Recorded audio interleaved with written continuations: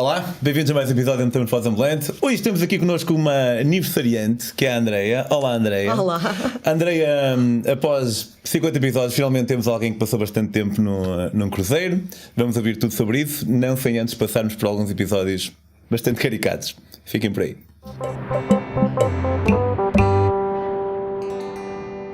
Olá, Andreia. Olá, Pedro. Antes de mais nada, parabéns. Muito obrigada. A Andreia faz anos hoje. Hoje não, no dia em que vocês estão a ver. Eu fiz anos ontem. Não ontem, antes do dia que vocês estão a ver.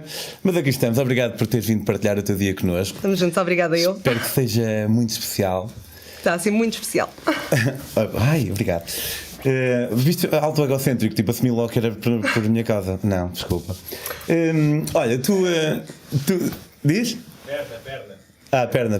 Está muito atabalhado. Vá, vamos recomeçar, recomeça. Olá, Andreia. Olá, Pedro. Antes de mais nada, muitos parabéns. Vieste partilhar connosco o teu dia especial. Obrigada. Muito obrigado. 34 aninhos. 34 anos. Pareces um bocadinho mais velha. Não me digas isso. Estou a gozar. Sou convidada para uma coisa destas. Não, só estou a dizer isto porque as pessoas sabem que não se deve dizer isto. Nunca percebi muito bem a cena. Tipo, porque é que o pessoal quer ser mais novo? Epá, porque dá a noção que vivemos mais anos, poderá ser. Parece que temos cá mais tempo. Mas essa é uma noção, não é real. Não é tipo, nada real. Nunca se pode saber o que pode acontecer quando isto se acabar, não é? Portanto... Sim, mas a percepção de que nós podemos viver mais anos só porque as outras pessoas nos veem como mais novas do que realmente somos, não achas que é mais para ver uma associação entre beleza e idade e toda a gente querer ser bué bonita sempre para sempre?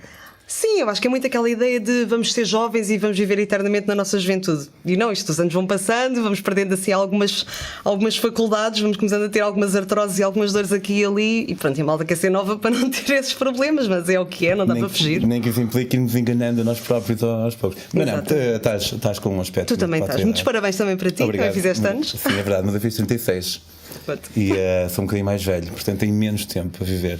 Mas, falando de propósito deste programa, que não são conversas aleatórias, mas sim episódios e histórias que as pessoas nos trazem, finalmente após 50 convidados vamos ter alguém que nos vais falar. É sempre uma cena que me interessou muito, sabes? A vida nos cruzeiros, ouvi dizer que é super intenso, 12 horas por dia, todos os dias, sem férias nenhumas, mas... gostava no mínimo que tu me falasses um bocadinho daqueles teus preliminares que te levaram até esta aventura que eu achei super engraçados. Como é que nasceu esta viajante, Andreia? Eu sempre gostei muito de viajar. Efetivamente tive muita sorte desde o início, os meus pais sempre me levaram, portanto foi algo que sempre fez parte do meu crescimento, desde criança, depois passando por adolescente. E desde que fiz Erasmus, então as coisas nunca mais pararam. O Erasmus tem muitas vezes esse poder. O Erasmus é muito impactante, porque nós efetivamente saímos para uma realidade diferente. Eu tive 9 meses em Paris. Fiquei na residência na Cité Universitaire, que é um complexo de filme extraordinário em que há uma casa por cada país e, portanto, nós fazemos quase uma comunidade ali, não só... O salário é agrupado por... Tens uma percentagem... Cada casa tem uma percentagem relacionada com o seu país de origem, portanto, a Casa de Portugal tinha cerca de 50% portugueses, 50% a 60%, e depois, a partir daí, tem outras nacionalidades. Nunca tens uma casa 100% decorrente ou pertencente àquele país. Há sempre uma mistura. Na nossa, por exemplo, nós tínhamos muitas pessoas da Nova Caledónia, que era totalmente distinto, uma forma de estar completamente diferente. Mas efetivamente o Erasmus é algo que é muito transformador, porque lidas com pessoas de diferentes países, tens uma realidade alternativa, habituas-te a viver sozinho. Se não o fizeste quando saíste de casa para ir para a faculdade, é ali uma boa oportunidade. Eu já vivia, sou de Alquemer, fui para Coimbra estudar. E depois fui de Erasmus e pensei, malta que já viveu com os pais sempre, é ainda mais forte aquele impacto, não é? É, faz muita diferença. E a partir daí realmente comecei a ganhar aquele gostinho de fazer os meus fins de semana fora, de fazer as minhas viagens, aquilo foi-se mantendo no regresso, viagens com amigos, viagens com algum pessoal, e entretanto começa a ficar mais difícil. A malta vai-se juntando, vai-se casando, blá blá blá, pronto. Cheguei a um ponto que tive que começar a viajar sozinha, não havia outra hipótese. Portanto... Mas preferes? Se eu prefiro, olha, não te sei responder a isso a 100%, não é muito fácil. Tem alturas que eu acho que tem pontos positivos e até pontos negativos, porque tu, quando estás sozinho, acabas por interagir mais com as pessoas à tua volta, com os locais, com as pessoas que conheces nos hostels, tens mais liberdade. Escolhes se queres ir para a esquerda, se queres ir para a direita, a que queres levantar. No fundo não estás dependente de ninguém, estás dependente de ti próprio. Mas o estar acompanhado, tu partilhas as coisas de outra forma. E eu acho também, no fundo, nós estamos cá, todos nós queremos partilhar. com alguém, seja com alguém que está a viajar connosco, seja com alguém que ficou em casa, com família, com amigos. Eu acho que o ser humano, por natureza, tem esta vertente social que é indissociável. Nós somos animais sociais e temos que ir contando as nossas histórias. Tanto alturas que sim, que gosto de viajar sozinha, outras alturas que gosto de viajar acompanhada. Tentar manter os dois, acho que é o ideal. Eu prefiro viajar, prefiro viajar acompanhado. Só que prefiro viajar sozinho do que não viajar. E como tu próprio disseste, às vezes não é difícil encontrar alguém que possa ir connosco. E uma cena que eu reparei é tipo, quando viajas sozinha, tu tens de conhecer outras pessoas porque és obrigada. Mais ou menos, não é? E quando viajas com alguém, tens de conhecer outras pessoas, não é porque és obrigada, tipo, se calhar calhou. Sim. E o facto de não ser obrigatório, digamos, faz com que seja mais fácil. Eu acho que é mais fácil para mim conhecer outras pessoas quando estou com alguém do que quando estou sozinho. O que é peculiar. QB, sabes que quando estás acompanhado, lá está, às vezes é mais fácil até ter conversa com outras pessoas, porque não é uma pessoa sozinha. Pronto, olha, estou aqui com mais 2 amigos e estamos nesta viagem e vocês, de onde é que vêm, etc. Quando estás sozinho, ou te forças a ter esse tipo de contacto, ou fazes naturalmente porque simplesmente te apetece, ou até tens que fazer o inverso, que é, pá, estou na minha, não me apetece estar com conversas, nomeadamente quando estás a viajar há muito tempo, às vezes não nos apetece. Às vezes tu já estás a viajar há meses, como eu fiz no Havaí, na América do Sul, onde tive no total 5 meses, e eu tinha dias que claramente não me apetecia falar com ninguém, apetecia-me estar na minha, até porque depois começas a perceber que a conversa é sempre muito a mesma. Onde é que vens? Onde é que já andaste? Há quanto tempo é que estás a viajar? Isto quase que se fazia uma hierarquia do melhor viajante do hostel, ou mais arrojado, ou mais isto ou aquilo. Eu chamo férias de férias, que é tipo, se fizeres alguém que estiveste no Vietnã e passaste um dia no quarto hotel a ver séries, parece alto crime. Mas de vez em quando eu curtia, não vou turistar hoje. Hoje vou tipo sacar Breaking Bad ou seja o que for e vou ficar o dia todo a ver. Sem dúvida. Porque também é fixe. Porque todos os dias andar a ver cenas e todos os dias a conhecer pessoal, às vezes pode ser um bocado cansativo. Torna-se efetivamente um bocado cansativo, porque não é só passear por passear. Quer dizer, tu tens que saber onde é que estás, convém saber um bocado da história local, convém minimamente tentares absorver algo que seja palpável, que não seja simplesmente andar a ver as vistas. E às vezes estas coisas que implicam autocarros noturnos, implicam voos de madrugada, implicam muitas noites mal dormidas em camaratas em que as pessoas ressonam. Chegas a uma altura e estás cansado, não é? Mas ainda assim é sempre melhor tu estás cansado nas Caraíbas ou no Vietnã ou na Indonésia do que estares cansado na Sintra ou em Cascais, em Lisboa.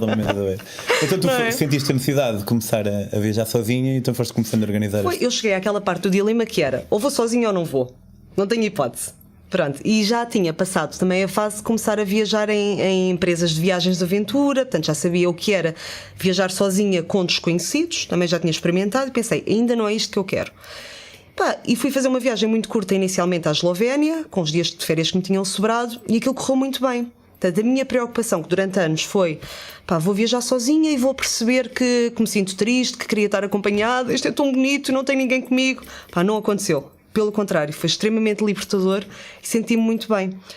A seguir a isto, despedi-me do meu trabalho e marquei, que sou médica, despedi-me do meu trabalho a nível do Sistema Nacional de Saúde, portanto do público, e fui fazer a minha primeira grande viagem, que era uma viagem de ida sem volta, que eu tinha pensado fazer 6 meses a 1 ano. E foi na sequência disso que, com uma experiência de 5 dias, acabei por estar os tais 5 meses fora da Europa. Pronto, fui para o Havaí e fui para a América do Sul. Mais tarde é que fui parar ao cruzeiro. Mas como é que foste parar ao Havaí? Como é que fui parar ao Havaí sem querer? Sem querer. Fruto de um grande acaso que foi dos acasos mais felizes da minha vida. Eu tinha-me enganado a comprar um dos voos. Portanto, eu queria ter começado pela Costa Rica, mas por um engano fui comprar um voo para San José, na Califórnia, em vez de San José, Costa Rica, porque os nomes são iguais. Pronto, porque há uma grande cidade chamada San José, na Califórnia, e eu achei que San José era só Costa Rica e comprei aquilo mal. É o CR em vez do CA. Então apanhas um avião em Portugal para Newark, faço uma escala. Sabes como é que são nos Estados Unidos? Eu fiquei sem tempo a apanhar a minha mochila, pensei, vou deixar a mochila para trás, vou correr para o voo se não perco a minha ligação. E eles depois logo me mandam a mochila no dia seguinte, eu vou buscá-lo ao aeroporto, na boa. Vou a correr, não sei o quê, passo as vigilâncias todas, entro no avião, sento-me tranquilíssima, feliz da vida. Primeira coisa, o voo vai ser 6 horas em vez de ser 3. Eu pensei, tipo, 6 horas? está bem, pronto, tudo bem. Mais vagar. Começa assim a olhar à volta, tudo com ar muito americano. Eu pensei assim, pá, isto não tem latinos, pá. Não tem latinos, mas pronto, tudo bem. Tudo com ar muito americano. Fui no meu voo, tranquila, ia toda satisfeita. Ixi, estou a viajar sozinha, que cena, ganda maluca, pronto, toda contente da vida, percebes? O voo tinha internet. O Wi-Fi liga-se, aparece uma mensagem do meu pai no WhatsApp a dizer assim: "Oh Andreia, tens a certeza que estás a ir para a Costa Rica?" Eu olhei assim para o telemóvel e pensei: fogo. Olha-me este, tipo, eu, jovem, millennial, praticamente, o meu pai, nos seus 60, a dizer que eu não estou a voar para o sítio certo. Eu digo: "Oh pai, claro meu, então, claro que sim." E ele diz-me só isto: é que o meu flight radar está a dizer que estás a voar para a Califórnia." Epá, e aquilo fez-me uma luz na cabeça, porque eu já tinha visto no gráfico que realmente eu estava a fazer uma linha horizontal. Sabes quando estás a olhar e não estás a ver nada? Sim. Epá, eu estava encostada à janela, levanto-me, vir-me assim de lado. Olha, assim, para quem me quisesse ouvir, olha, desculpem, este voo vai para San José na Califórnia, vai para San José na Costa Rica. Ai, estamos aí para a Califórnia, menina. É tipo, uma coisa esquece. Tu saíres no metro na paragem ao lado, ou apanhares a cor errada. Tive milhares de quilómetros ao lado, não foi a paragem só. E depois acabaste por ficar. Depois ia com o voo sem regresso, não tinha a minha mochila, portanto eu tinha que ficar à espera da mochila, e fiquei num hotel que saiu-me os olhos da cara, porque eu nem nunca tinha feito couchsurfing nessa altura, só comecei a fazer depois. E apercebi-me no dia seguinte que a moça parecia-me havaiana, tinha uma flor, tinha uns traços meio havaianos. A moça? A moça do hotel. Sim. Pá, eu meti conversa com ela. Olha, então não sei o quê. E ela disse: porque o Havaí é muito perto daqui. Muito perto? Sim, o Havaí é 4 horas. Mãe, como assim, a 4 horas daqui? Sim, então os voos são $90.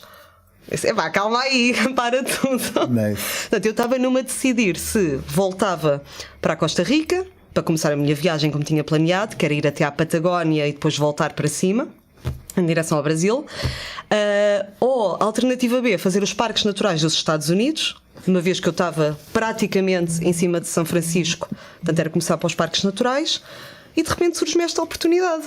E eu penso: isto nunca mais voltará a acontecer, nunca mais vai voltar. Eu estou sozinha, não tenho voo de regresso, é agora ou nunca. Comprei um voo para Honolulu, achar que ia uma semana, e fiquei lá 7 semanas. Considera-se uma pessoa espontânea? Muito. Pois, acho que dá para ver. Muito transparente. No mínimo, alguém que reage muito bem com. Eu ia dizer adversidade, mas também não é uma adversidade assim. Mas acho que a maior parte do pessoal tinha panicado. Eu acho que aquilo foi maravilhoso. A sensação que eu tive quase imediata. Tu fizeste uma surpresa a ti própria, basicamente. Fiz. Eu tirei. Eu não sei se pode usar aquela expressão do fazer limonada com limões ou uma coisa assim, mas aquilo para mim parece que foi quase uma prenda que me foi deixada ao colo e que eu não tinha como não aproveitar. E, efetivamente, eu estando ali, tendo a oportunidade de ir a uma zona como o Havaí, que eu nunca tinha pensado na minha vida ir para o Havaí, quer dizer, é surreal, é longíssimo. De repente, é possível. Candidato-me a ficar num couchsurfer. Fiquei, a partir daí, então se tu estás aqui, não vais à ilha A, não vais à ilha B, pronto, ok, a Andreia vai para mais uma ilha, vou para a segunda ilha, dali vou para a terceira. Andavas de avião, de barco? De avião, fazia voos entre as coisas, também eram muito baratos, era $60, $100 à volta disto. E comprava-os de véspera ou 2 dias antes. Portanto, achei que ia uma semana para o Havaí ver uma ilha, fiquei 7 semanas e fiz 4. Nice. Pronto. E só me fui embora porque queria muito fazer a Patagónia. E isto começava a entrar na altura do ano em que seria impossível adiar muito mais, por causa do frio, não é? Começava a ser o verdadeiro inverno da Patagónia chilena e da Patagónia argentina, e eu ou conseguia estar na Argentina até março, por assim dizer, ou a minha ida à Patagónia deixaria de fazer sentido, porque ia ficar muito frio e era impossível. Portanto, forcei-me a apanhar um voo que foram 23 horas, 3 escalas até Buenos Aires. Foi no total, ficou-me caríssimo. Comprei isto numa segunda, fui-me embora numa sexta. Foi assim horroroso, mas era a única hipótese de eu efetivamente fazer a América do Sul com um clima minimamente aceitável. Pronto, e depois fiquei 3 meses na América do Sul. Que deve ter sido espetacular. E fiz a Patagónia, tal como queria. Okay. Fiz os trilhos. Não chegaste lá quando estava demasiado frio? Estava muito frio, apanhei muito frio, mas era um desejo que eu tinha há muito tempo, e efetivamente, se eu não tivesse tomado este passo de me desvincular e de ter optado por viver os meus sonhos, eu não ia ter, voltamos à conversa do início da entrevista, tempo útil de vida, com saúde, com dias de férias, para fazer isto. Não é? Então continuaste a tua viagem pela América do Sul e voltaste a Portugal, voltaste a trabalhar como médica? Sim. Ou... Voltei a trabalhar 2 dias depois de chegar. Portanto, eu Jesus, praticamente passei o fim de semana em casa e peguei logo no trabalho na segunda-feira e Mas pensei... como? Tipo, tinhas já pré-combinado isso? Porque eu sempre me dei muito bem com o serviço onde estou e gosto efetivamente daquilo que faço. Eu tinha, de certa forma, sempre estado ligado ao serviço de urgência, fazia privado também, e quando voltei, deixaram-me logo, mesmo antes de ir, deixaram-me a porta aberta, e quando voltei disseram-me logo que queriam-me de volta na equipa. E eu fiquei felicíssima porque gosto muito do que faço, isso nunca teve em causa. Eu tenho muita sede de viver e conciliar as duas coisas às vezes pode ser difícil, as pessoas podem não entender isso. Portanto, voltei a trabalhar, ainda fiz 2 ou 3 viagens pequeninas, mas há muitos anos que eu vinha com a ideia de tenho que ir para um cruzeiro, tenho que experimentar isto. Já tinha feito cruzeiros com os meus pais, já tinha visto os serviços médicos a bordo e tinha tido um amigo meu da medicina tradicional chinesa que se deu muito bem durante 3, 4 anos a trabalhar num cruzeiro. E isto ficou sempre na minha cabeça, a matutar. E cheguei finalmente a uma altura da minha vida em que eu podia tomar essa decisão. Pronto, e depois houve um dia que o rapaz casou-se, trouxe montes de amigos dos cruzeiros e a Andréia deixou-se levar pelo entusiasmo e faz uma candidatura e é chamada. Mas como? Tipo, tu vais à net e procuras working in a Estava lá um dos indivíduos da empresa, ele diz, olha, manda para aqui um e-mail, não sei o quê. Pronto, eu mandei um e-mail com o currículo, passado 2 dias tenho uma entrevista via Skype, passo na primeira, passo na segunda, vou passando sucessivamente, em 1 mês estou em Miami a acabar uma formação em estética. Mas no entretanto tu pediste mais uma licença do teu trabalho? Não, porque eu quando voltei a trabalhar, uma coisa que eu decidi para mim própria era que enquanto fosse possível eu não queria voltar a ter um contrato. Não queria voltar a sentir que estava ligada a algo por mais que fosse aquilo que para mim era o necessário e o aceitável. Portanto, eu simplesmente disse, eu vou sair num período previsível de 7 meses, que era o tempo do meu contrato a bordo, mas eu gosto muito disto. E eu gostaria muito, quando voltasse, que me pudessem aceitar de volta, se quiserem uma maluca como eu trabalhar convosco novamente. É interessante porque eu percebo perfeitamente. Mas é interessante porque aquilo que tu menos querias é aquilo que as pessoas mais querem, que é um contrato. Eu sei.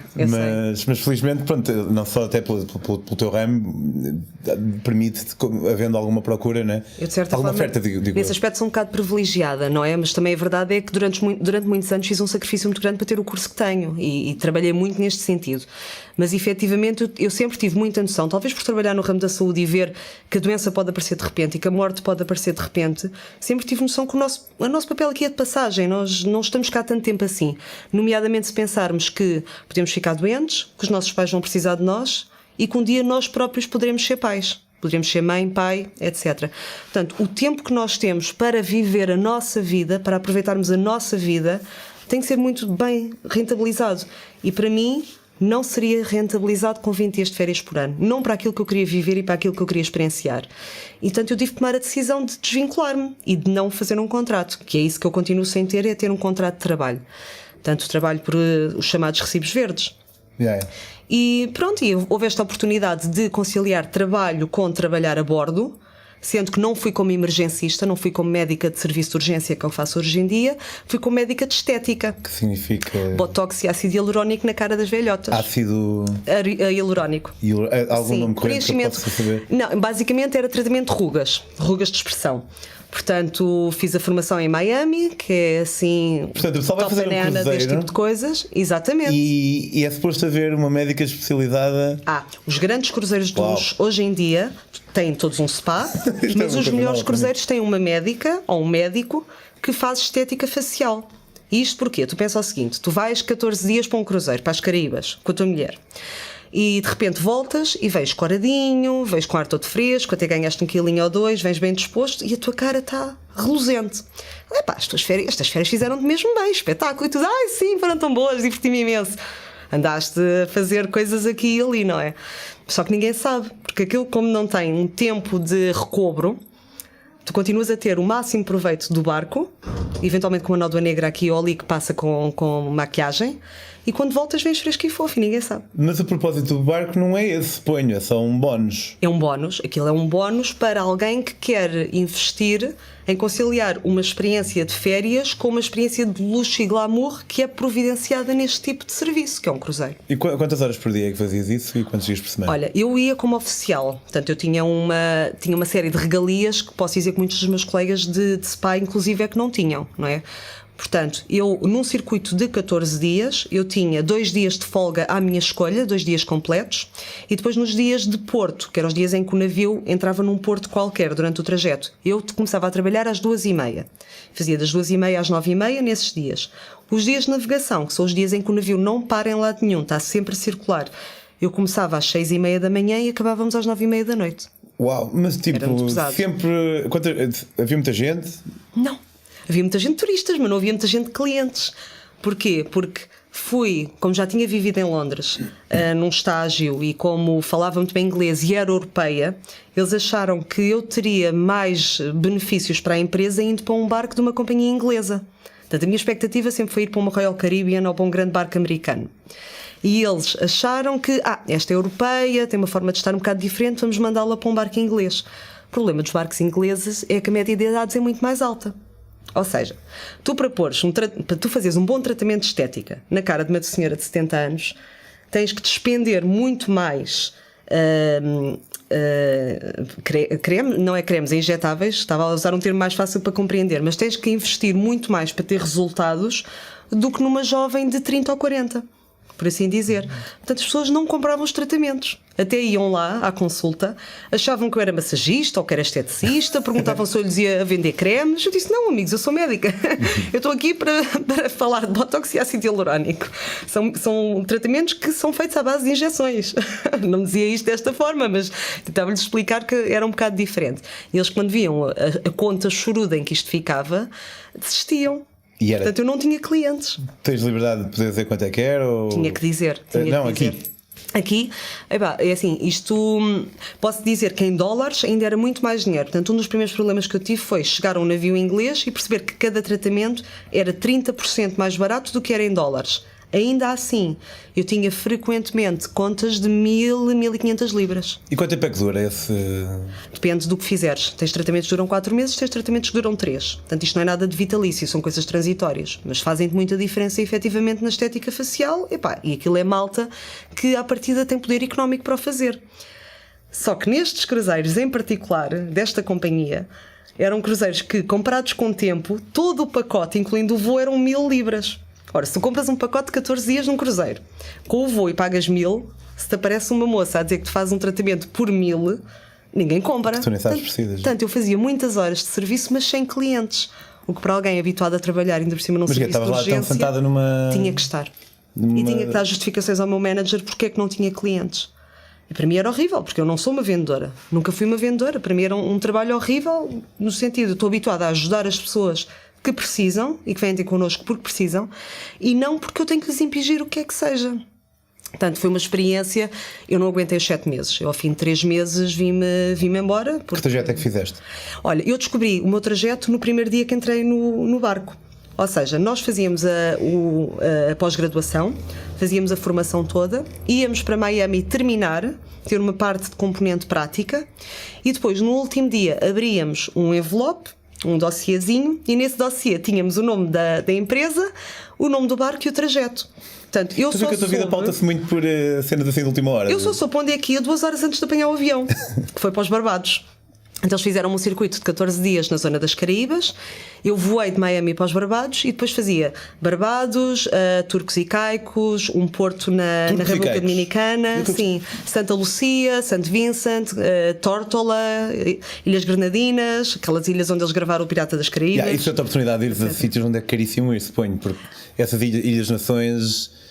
Mas sabes uma coisa, Pedro, isto até pode parecer mal dizer, mas então eu por acaso, eu já tinha tido a alegria na minha vida e a felicidade na minha vida de ter feito cruzeiros com os meus pais no âmbito de turista. Portanto, eu até sabia o que era estar dentro de um barco. Ou seja, aquela fase de ficar maravilhada de isto é tudo novo, é tudo tão giro, é tudo tão diferente. Eu já tinha tido isso antes, percebes? Portanto, eu quando cheguei eu ia muito focada para começar a trabalhar. Portanto, todo esse deslumbramento inicial eu acabei por não ter, e mesmo aquela zona eu já conhecia. Ok. Já lá tinha estado há muitos anos atrás, e estas ilhas não evoluem muito rapidamente. Portanto, a percepção que eu tinha destas ilhas há 15 anos foi a percepção que eu tive hoje. Evoluiu muito pouco, efetivamente, até porque é uma zona muito sujeita a tempestades tropicais e etc. Portanto, eu que tinha esperança de ser colocada num bom barco, numa boa companhia, ir para um sítio que ainda não estivesse estado, pronto, houve ali muita coisa que falhou. Mais o tipo de ambiente que se vive a bordo, que eu acho que para tudo tens de ter uma idade certa e uma boa idade para ir. Em que medida? É um verdadeiro Big Brother. Okay. É um Big Brother em que tu tens 1500 tripulantes, dos quais, ok, tu não 1500 tripulantes? Sim, Uau. tu não vês os 1500. E quantos utentes? Quantos clientes? Quantos viajantes, por assim dizer? 3500. Portanto, era um barco com 5000 pessoas. E aquilo, tu não vês os 1500 funcionários, porque há pessoas que estão a dormir quando tu estás a trabalhar e vice-versa, não é? E depois acabas por estar restringido muito à malta que são os oficiais, tal como tu, e pessoas que andam naquele horário de trabalho que tu também andas. A partir daí não vês o resto das pessoas. E depois tens os turistas que entram e saem a cada 14 dias. Mas os turistas entram e saem, há muitos que repetem os circuitos. E não havia assim ninguém mais jovem com quem... Podes beber um copo no teu dia de folga? Havia malta da nossa idade, havia malta, toda a malta com quem eu trabalhava, regra geral, eram muito mais novos. Tu tens muita gente a partir dos 18 anos a trabalhar nisto. Entre os 18 e os 25 e 26. Em clientes? Clientes não havia, era muito raro. É só cotas? Pouquinhos, sim. Tinhas alguns casais ou alguns, nomeadamente sim, casais com filhos na casa dos 4, 5 anos, já era raro. Tinhas poucos casais da nossa idade naquele tipo de barco e depois tinhas já malta de terceira idade. Para tu teres noção, havia malta a andar naquelas motinhas elétricas nos corredores. Portanto, uau. Aquilo era Porto, bebida, festa, saírem, entrarem, motinhas para a frente e para trás. E era isto. Os ingleses curtem, mano. Muito. Eles são muito festivos, bebem desalmadamente, bebem antes de entrar, bebem depois de entrar, bebem nas excursões, bebem assim que o barco está para sair e assim que está para chegar. E pronto. Tenho ideia que os tugas se entregam um bocadinho mais. Vão à tua consulta bêbados.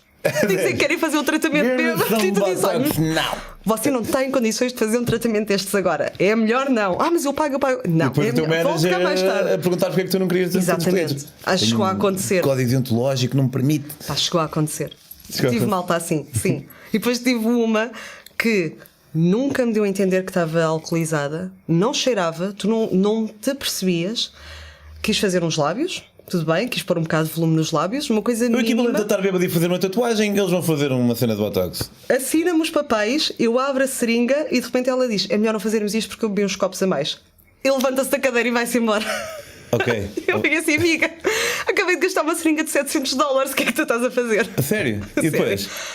Eu já não sei o que é que fiz com a seringa. Não sei. Okay. Eu não fiz nada com ela, mas não acho que usei no cliente seguinte, provavelmente. Porque ela só estava aberta, mas não estava montada. Sim. Portanto, não havia risco de nada, completamente. Então tu acabaste por voltar e hoje em dia uma das cenas importantes da tua vida é a consulta do viajante. Exatamente. Como é que tu meteste Para mim faz todo o sentido, porque eu, como te disse, viajo muito e tenho um enorme prazer em viajar e já fiz voluntariado em África, já fiz o Erasmus, já fiz o cruzeiro, portanto sou uma verdadeira viajante. Sou viajante antes de ser médica, começou logo por aí.